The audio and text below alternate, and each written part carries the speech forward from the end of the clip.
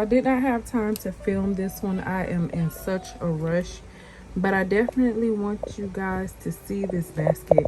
So everything that I put in this basket actually came from Five Below.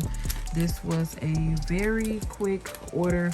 This top part I'm not going to worry about because I'm going to put the bow and everything, and once I draw it up at the top, you all will be able to see, but you'll see the different placement. I put the pins back there, tie-dye kit. This is just some candy, some Sour Punch over the pins, and this is a little gummy donut, and then there's a journal to go with her pins. Turning to this side, in the front she has this cup.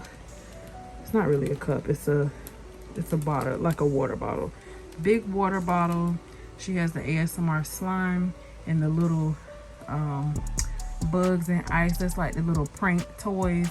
And then she has this big huge, what do you call these things, arrow and darts. And then of course I put some more candy here on the side. So that's what the basket looks like in the front. And of course I'm going to put some big bows up there. I'll show y'all when I get to that. But this is just a quick video to show you guys what the basket actually looks like.